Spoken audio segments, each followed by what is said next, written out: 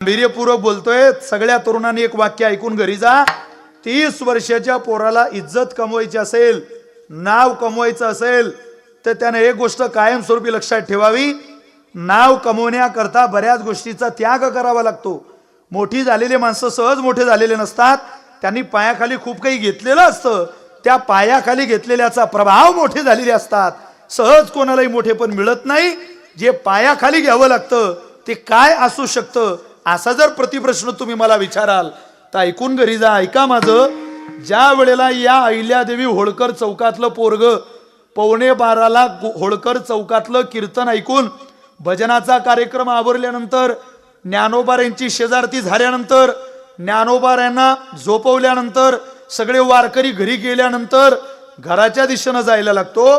किती वाजेला? 11:15ला. त्या 11:15ला इथला तरुण पोरगा, या मंडळाचा कार्यकर्ता, या पुण्यश्लोक अहिल्यादेवी होळकर चौकात राहणारा एक तरणा बांड शिवछत्रपतींचा युवक त्याच्या घरी जायला ज्या वेळेला लागतो त्यावेळेला त्याची जायची वेळ आणि 11:15ला जिन्यात मोबाईलवरती बोलणाऱ्या एका 20 वर्षाच्या पोरीची वेळ एक होती. 20 वर्षाच्या पोरीनं या मंडळाच्या कार्यकर्त्याला घरी जाताना पाहावं. ती पोरगी मोबाईलवरती बोलते.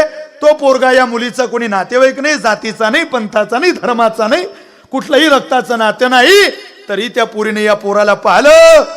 तिनं पाहिलं हा माझ्या गावातला अहिल्यादेवी होळकर चौकात राहणारा बच्चा आहे. हा शिवछत्रपतींच्या विचाराचा पोरगा आहे. अरे एका स्त्रीनं हातामध्ये शिवलिंग घेऊन या देशामध्ये क्रांती केली. 12ही ज्योतिर्लिंगावरती सुवर्णाचा मुकुट झळकवणाऱ्या नारीचा हा लेख आहे. हा घरी जातोय. हा माझा नातेवाईक नाही, रक्ताचा नाही, पाताचा नाही, धर्माचा नाही, पंथाचा नाही, कोणी सोयरा नाही, कोणी आपला नाही. पण त्या मुलाकडे पाहिल्यानंतर तिनं हातातला मोबाईल खाली फेकून घरात पळत जावं. कारण तिला समजावं महाराज हा होळकर चौकातला पोरगा आहे. 11:15ला सुद्धा जिन्याच्या पायऱ्या चढून आपल्या कानफळात वाजवू शकतो आणि आपल्या बापाला सांगू शकतो, काका तुमची पोरगी फोनवरती बोलताना दिसली, 2 हाणल्या तिच्या कानाखाली. या चौकातल्या पोरावरती परजातीच्या परधर्माच्या पोरानं सुद्धा नितांत विश्वास ठेवावा. हे साम्राज्य वयाच्या 30शीत कमवावं लागतं, म्हातारपणात नव्हे. 16व्या वर्षात लिहिलेला ज्ञानोबाऱ्यांचा ग्रंथ तरुण वयात करताय. तरुणांकरता ज्ञानेश्वरी आहे. लाजिरवानं जीवन आहे हो. 70 वर्षाचं वय सुद्धा 16व्या वर्षात निर्माण झालेला ग्रंथ जर वाचत नसेल तर आपल्या जीवनातली भली मोठी शोकांतिका आहे. आपण तपासलं पाहिजे, कधीतरी त्याच्या तपशिलात शिरलं पाहिजे. म्हणून शतशः ह्या तरुणांना खूप धन्यवाद. मला मनापासून तुमचं कार्य आवडत आहे. तुकोबारे म्हणतात, अनुसरे तो अमर झाला. महाराजांच्या अभंगाची भाषा डॉक्टर साहेब अशी आहे, ही मृत्यू लोकाच्या विरोधातली आहे. अनुसरे तो अमर झाला. या लोकाचं नाव काय आहे? मृत्यू लोक. हा मरणाऱ्यांचा लोक आहे. इथं जी जन्म घेतात ती मरतात. जन्माला आलेल्या प्रत्येकाला मरावं लागतं. असा जर हा लोक असेल तर महाराज तुमची भाषा जरा मृत्यू लोकाच्या विरोधातली आहे. आम्हाला ती न पटणारी आहे. अमरामृत पान करीती शेखी ते ही मरोनी जाती, जे कथामृत पान करीती ते नागविती कडी काळा. काही काळ कथेचं रसपान करणारे काळाला थांबवू शकतात म्हणे, पण जर जावं प्रत्येकाला लागत असेल तर तुम्ही अशी भाषा कशी बोलू शकतात? महाराज म्हटले, खरंय तुमचं मृत्यूलोकातल्या प्रवासाच्या विरोधात आहे, पण अमरत्वनं काय काय अनुसरण झाल्यानंतर शिल्लक राहतं याची कारणमीमांसा तुमच्या समोर मांडली का तुमचा लक्षात येईल. मुद्दा असा आहे, आपण ज्या ठिकाणी आहोत तिथं खूप स्वच्छ आणि चांगलं जर जगलो तर माणसाला प्रसाद मिळतो. गरिबीमध्ये सुद्धा ज्या माणसाने आपलं धैर्य सोडलं नाही त्याला एक दिवस भगवान परमात्मा चांगला दाखवतो. हे युनिव्हर्सल ट्रूथ आहे महाराज, त्रिकालबाधित सत्य आहे. फक्त तुमचं धैर्य योग्य असलं पाहिजे. अर्थ असा आहे, तुम्ही आहात कुठे त्याहीपेक्षा असलेल्या जागेवरती काय करता याला भली मोठी जगात किंमत आहे. तुम्ही आहात कुठे याला महत्व नाही, असलेल्या जागेवरती काय करता याला फार महत्व आहे. अकबर बिरबलाच्या कितीतरी गोष्टी ऐकतो आपण, कितीतरी कथा आपल्या पाठ आहे, बसणाऱ्यांच्या पाठ आहे, सांगणाऱ्यांच्या पाठ आहे. एक कथा मला आता आठवते ती मला इथं गरजेची आहे. असं म्हणे बिरबलाची आणि अकबराची भेट झाली आणि बादशाह बिरबलाला म्हणतोय, बिरबला तुला काही काम आहे का रे आता? नाही हो म्हणे, काही काम नाही मला. अरे तुला एक रात्रीचा प्रसंग सांगायची इच्छा होते म्हणे गड्या. बरं बरं, काय प्रसंग आहे? मला रात्री स्वप्न पडलं. बरं बरं, कसं?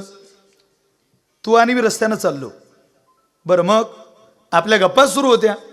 वा वा, त्या गप्पा रंगात आल्या. अरे वा, गप्पा रंगात आल्या. रंगात आलेल्या गप्पांच्या नादामध्ये आपण इतके रंगून गेलो त्या गप्पांमध्ये की पुढे 2 खड्डे आले याचं सुद्धा आपल्याला भान राहिलेलं नाही.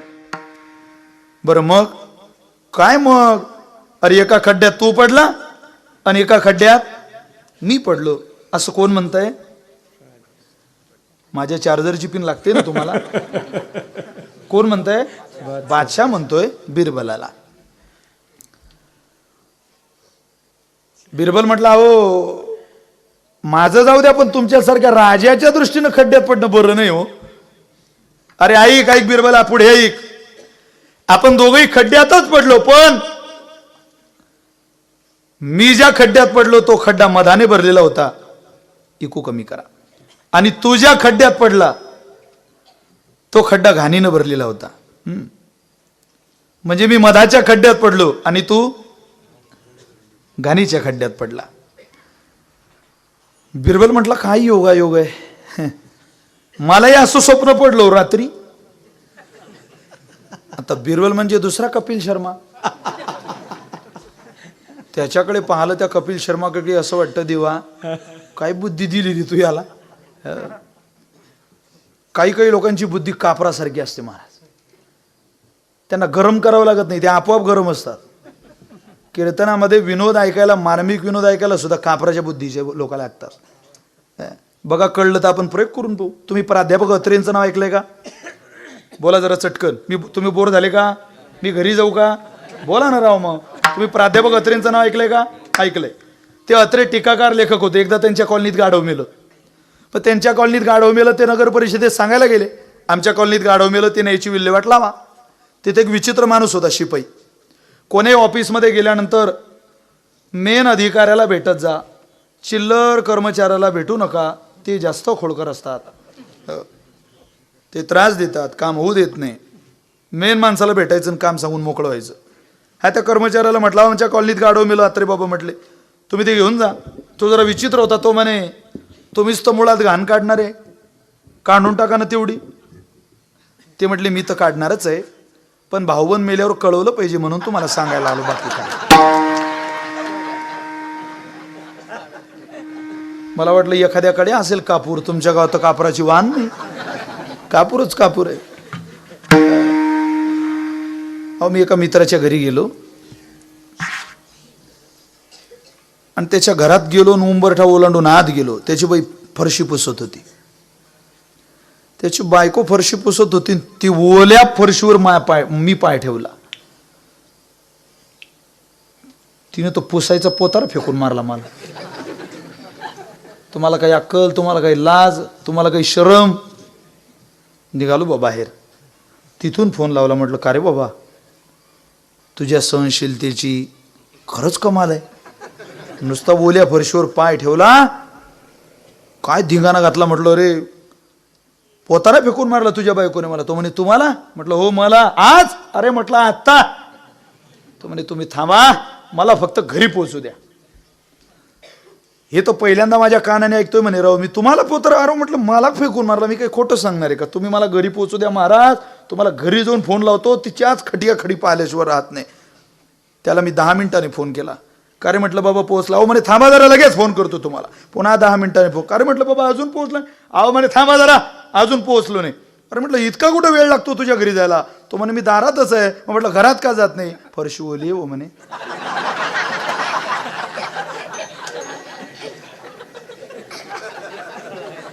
कापूर कापूर. बिरबल म्हणजे हजर जबाबी. तो म्हणे, काय योगायोग आहे, मलाही असं स्वप्न पडलं रात्री. बरं बरं बरं, कसं स्वप्न होतं बिरबला? तुम्ही आणि मी रस्त्यानं चाललो, आपल्या गप्पा सुरू होत्या. गप्पा जरा रंगात आल्या. अरे वा. गप्पांच्या नादामध्ये पुढे 2 खड्डे आले. आणि बरोबर तुम्ही मधाच्या खड्ड्यात पडला. मी मी मी म्हणजे बिरबल घाणीच्या खड्ड्यात पडलो. फक्त माझं स्वप्न अजून थोडं पुढे आहे म्हणे. तुमचं स्वप्न खड्ड्यात पडले आणि थांबलं, माझं बाहेर आलंय. स्वप्न थोडं पुढे, आपण दोघंही त्या खड्ड्यातून बाहेर आलो. तुम्ही मला चाटत होते आणि मी तुम्हाला चाटत होतो राजे साहेब. ओ शिरपूर, माझा मुद्दा अजून थोडा पुढे. हसलात ना तुम्ही.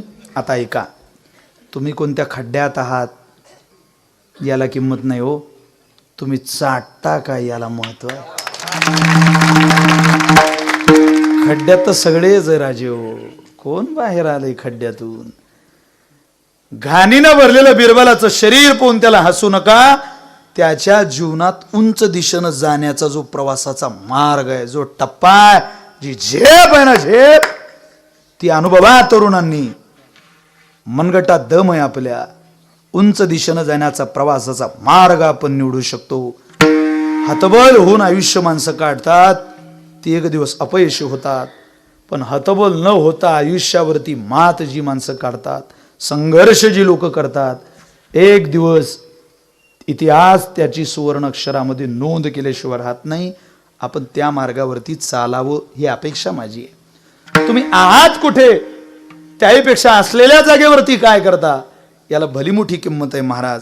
आहात त्याहीपेक्षा उंच दिशेनं जावं असं प्रत्येकालाच वाटतं. फक्त फरक एवढा आहे, तुम्ही आपण असलेल्या प्रपंचात आपल्याला तिथं वाटतं मोठं झालं पाहिजे, आणि तुकोबऱ्यासारख्या महात्म्याला पारमार्थिक साधनेत असं वाटतं मोठं झालं पाहिजे. महाराजांची वचन आहे, मी आपल्याला म्हणून दाखवतो.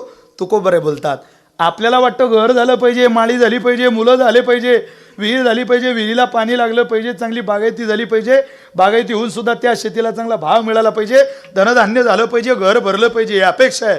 पण तुकोबरे म्हटले माझी सुद्धा अपेक्षा आहे. पण कुठली? कही ऐसी दशा येईन माझे अंगा, कही ऐसी दशा येईन माझे अंगा, कही ऐसी दशा येईल माझे अंगा, कही ऐसी दशा येईल माझे अंगा. चित्त पांडुरंगा झुरतसे, चित्त पांडुरंगा झुरतसे, नाटवोनी देह पायाचे चिंतन, नाटवोनी देह पायाचे चिंतन, अवसान तो क्षण नाही मध्ये. आपल्याला वाटतं आपण असलेल्या जागेवरती मोठं झालं पाहिजे, पण तुकोबाने सुद्धा वाटतं मी ज्या जागेवरती आहे तिथून मोठं झालं पाहिजे. अनुसरण आणि अनुकरण यात फरक आहे. ऐका, बाह्य रंगावरून जे स्वीकारलं जातं त्याला अनुकरण म्हणतात, आणि अंतरंगामधून स्वीकारलं जातं त्याला अनुसरण म्हणतात. आता अनुकरणाचा भाग बऱ्याच ठिकाणी दिसतो. बऱ्याच ठिकाणी दाढी वाढवली म्हणजे कोणी छत्रपती होत नाही, चंद्रकोर लावली म्हणजे कोणी छत्रपती होत नाही, दिवसभर दारू पिणाऱ्याची घोड्यावरून मिरवणूक काढली म्हणजे कोणी छत्रपती होत नाही.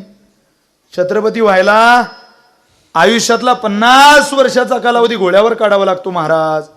त्यागामध्ये, समर्पणामध्ये आयुष्य जगावं लागतं. ज्याच्या जीवनामध्ये भोग कमी आणि त्याग जास्त आहे त्यांना छत्रपती होता येतं. ते काय तास 2 तासाचं पार्ट आहे, अभिनय येतो. गॅदरिंगच्या स्टेजवर माधुरी दीक्षित सारखी एखादी पोरगी नाचत असेल ते अनुकरण आहे. पण अहिल्यादेवी होळकरांसारखी हातात शिवलिंग घेऊन धर्माची पताका हिंदुस्थानात पसरवत असेल ते अनुसरण आहे, अनुकरण नाही. अनुसरणात फरक आहे आणि अनुकरणातही फरक आहे. तो कोबरे म्हटले योग्य ठिकाणी घडलेलं अनुसरण जीवनामध्ये प्रसाद देतं. आता पहिला मुद्दा असा आहे, अनुसरण घडतं कुठे? लक्षपूर्वक ऐकलं तर कळेल. अनुसरण घडतं कुठे? अनुसरण घडण्याचे काही ठिकाण आहेत. एक तर ज्ञानामध्ये अनुसरण घडतं, 1 भक्तीमध्ये अनुसरण घडतं, 2 आणि कर्मामध्ये अनुसरण घडतं, 3. या 3 ठिकाणी योग्य भूमिकेत असलेलं अनुसरण जीवनामध्ये भगवान परमात्म्याच्या चरणा कमलापर्यंत आपल्याला नेऊ शकतं आणि अमर पद आपल्याला मिळू शकतं. कर्मामधलं अनुसरण दिसतंय रामायणामध्ये. ज्यावेळेला भगवान श्रीरामचंद्र वनवासाला जाणार ही बातमी कळली सगळ्यांना. कळता बरोबर हाहाकार झाला. अयोध्येमध्ये त्रास व्हायला लागला सगळ्यांना, यातना व्हायला लागल्या भक्तांना. राजा दशरथ खाली पडले. निरोप घ्यायला गेले भगवंत सीतामय्याचा. तिचा निरोप घ्यायला गेल्यानंतर सीतामाईने उत्तर दिलं. ती म्हणे, निरोप कसला माझा घेता, जेथे राघव तेथे सीता, जेथे राघव तेथे सीता. ज्याची बायको अपमानात, ज्याची बायको गरिबीत आणि ज्याची बायको आजारपणात सोबत असेल ना महाराज, त्यांना आताच्या काळामध्ये भाग्यवान समजा स्वतःला. आजारपणात कोणी तुमच्याजवळ थांबत नाही, गरिबीत तुमच्याजवळ कोणी थांबत नाही, आणि तुमच्या अपमानात तुमच्याजवळ कोणी थांबत नाही. ज्याची बायको गरिबीत साथ देत असेल तिला चांगले दिवस दाखवण्याची जबाबदारी सुद्धा आपली, हे विसरू नका. ज्याची बायको आजारपणात सहकार्य करत असेल, नवले बरं, ज्यांच्या सुना म्हाताऱ्या सासऱ्यांच्या सेवा करत असतील त्यांनी स्वतःचं भाग्य समजा. सासवानी सुद्धा भाग्य समजा. का? आपला मुलगा आपली सेवा करायला यात नवल नाही शिरपूरकर, ते आपलं रक्त आहे, आपल्या इस्टेटीवरती जीवन जगतोय तो. आपला मुलगा आपली सेवा करायला यात नवल नाही, पण परक्याची पोरगी 2 दिवस झाले तुमच्या घरात आली, मायबाप म्हणून तुमची सेवा करते. तुम्ही नशीबवान आहे. ईश्वराच्या कृपेनं तुम्हाला आताच्या काळामध्ये तुमचं घर सांभाळणारी चांगली सून भगवंतानी पाठवली. हे तर उघड आहे महाराज. आज काल भयंकर बदललेला आहे. 70 वर्षाचं वय वाढलं की नाकातला शेंबूड तोंडात गेल्यानंतर ज्याला तुम्ही जन्माला घातलंय ना, ते पोरग सुद्धा तुमच्या नाकाला रुमाल लावत नाही. ओ, इतकं नालायक जग आहे. नाही लावत. पैशाचं सरण रचून लोकांना आग लावायची वेळ आली तरी पोरं पैशाच्या सरणाला आग लावायला सुद्धा बापाच्या जवळ येत नाही. इतकं अंतर वाढलंय बापाचं आणि लेकाचं. काय सांगताय बुवा. कोट्याधीश लोक आहे, कोट्याधीश, पण पोराचं सुख त्यांना नाही आहे. माफी मागून बोलतो महाराज, कीर्तनकारांचे पोरं सुद्धा टाळ घेत नाही. उघड्या नाही महाराज. मुलाचं सुख आत्ताच्या काळामध्ये मिळायला सुद्धा भगवंताचीच कृपा लागते. काय हे पोरं भाग्यवान आहे. अरे यांचे पूर्वज स्वर्गात गेले. स्वर्गात गेलेल्या पूर्वजांनी विचारलं, भगवंतांनी विचारलं पूर्वजांना, तुम्हाला काय पाहिजे. त्यावेळेला या पोरांच्या पूर्वजांनी एक गोष्ट मागितली, ती अशी, स्वर्गीचे पूर्वज इच्छिता ती रज, वंशी भक्तराज व्हावा कोणी. आमच्या घरामध्ये एखादा सुपुत्र जन्माला घाल देवा, ही अपेक्षा या पोरांच्या पूर्वजांनी केली. तेव्हा हे फळ मिळालं. 400 एकर जमीन ज्याच्या घरी आहे त्यानं टाळ घेऊ नये. ज्याच्या बापानं आयुष्यभर लबाड्या केल्या त्यानं नसतो घ्यायचा टाळ. ज्याच्या बापानं 4 वाऱ्या केल्या, 4 गोष्टी जीवनात चांगल्या केल्या, त्यानं टाळ घ्यायचा आहे. कीर्तनाला बसलेल्या तरुण मुलांना माझी हात जोडून विनंती आहे, टाळ घ्यायला लाजू नका. जसं इथपर्यंत यायला लाजत नाही ना तुम्ही, तसे टाळ घ्यायला लाजू नका. रे आम्ही तुमच्या वयचे, हे सगळे तरुण आहे, कोण म्हातारे, यात यंग जनरेशन आहे सगळं. ज्ञानोबाऱ्यांकरता टाळ घेऊ नका, तुकोबाऱ्यांकरता टाळ घेऊ नका, पुण्यश्लोक अहिल्यादेवींकरता टाळ घेऊ नका, सद्गुरू बाळूमामांकरता टाळ घेऊ नका. मी सांगतोय तुम्हाला, टाळ घ्या या इज्जतदार बापा करता आणि एका पातळावर प्रपंच थाटणाऱ्या आपल्या आई करता. आपण टाळ घेतल्यानंतर आपल्या आई वडिलांचं 10 वर्षाने आयुष्य वाढतो. 10. ज्यांना आपल्या आईचं आयुष्य वाढतं असं वाटत असेल, आपल्या बापानं जास्त काळ जगावं असं वाटत असेल, त्या लेकरानं त्या पोरानं टाळ घेतला पाहिजे. मायबाप तुम्हाला आशीर्वाद देतील. मित्रांनो, मायबाप हयात आहेत ना, तोपर्यंत गळ्यात टाळ घेऊन ज्ञानोबाऱ्यांच्या तुकोबाऱ्यांच्या वारीमध्ये भजनामध्ये नाचून आपल्या आई वडिलांच्या नजरेला ते कोळं कोळं हवं हवं दृश्य दाखवा. आपलं नाचणं दाखवा, आपली पावली दाखवा. अरे सुखावतात, आल्हाददायक सुखाची अनुभूती अंतःकरणामध्ये आई वडील घेतात. तुम्ही घरचे भिकारी असू द्या, पण तुमच्या गळ्यात टाळ आहे ना, जगातले सगळ्यात श्रीमंत आपले मायबाप आपल्याला समजतात. हे वैभव आहे महाराज ज्ञानोबा यांच्या तुकोबा यांच्या भजनाचं टाळाचं. हे विशाल महाराज खोलीचं कीर्तन आहे. तुम्हाला बरं वाटावं, तुम्ही खूप हसावे, त्याचा प्रयत्न आपण आपल्या आयुष्यात कधीच केला नाही, कधीच नाही. मी 9,500 कीर्तनं केले. मी मला पटेल तसं कीर्तन करतो. लोक सांगतील तसं कीर्तन आपल्याला येतही नाही आणि कोणाचं आपण ऐकतही नाही. तुला जर फारच कळ असेल बाबा तर यंदाचं वर्ष घेतलंय तर ऐकून घे, पुढच्या वर्षी घेऊ नको. पण ते तुझं तुझ्याजवळ ठेव. जे कामाचं आहे तेही तुम्ही जर या गादीवरून लोकांना सांगत नसाल तर माझ्या या मुलींनी, माझ्या या मुलांनी, माझ्या या मित्रांनी, या माझ्या तुमच्या तरुण भावांनी हे ऐकायचं कुठे? जास्तीत जास्त आपला कालावधी भजनात गेला पाहिजे महाराज, गेला पाहिजे. नवल वाटतं कधी कधी. ज्ञानोबांची ज्ञानेश्वरी वाचलेले अनेक लोक आज सुद्धा कीर्तनात बसलेले आहे. अनेक लोक आज सुद्धा येते कीर्तनात. आज तुम्ही कीर्तनात असणं हे तुमचं पाप नाही, तुमचं पुण्य तुम्हाला इथपर्यंत आणतंय. पण का हो, तुम्हाला अजून सुद्धा तुमच्या अंतःकरणाला प्रश्न विचारावा वाटत नाही का? आपण ज्ञानेश्वरी का वाचत नाही? का वाचत नाही तुम्ही? तुम्ही वर्तमानपत्र आलेलं दररोज वाचता, इच्छा नसलेलं चॅनल सुद्धा दररोज पाहता. अनुपमा 10:30 वाजले तरी तुम्ही पाहता. माता भगिनींनो, माझ्या नवऱ्याची बायको पाहायला एक सून एका सासूच्या हाती रिमोट देते. ज्या सिरियलमध्ये एक सून एका सासूचं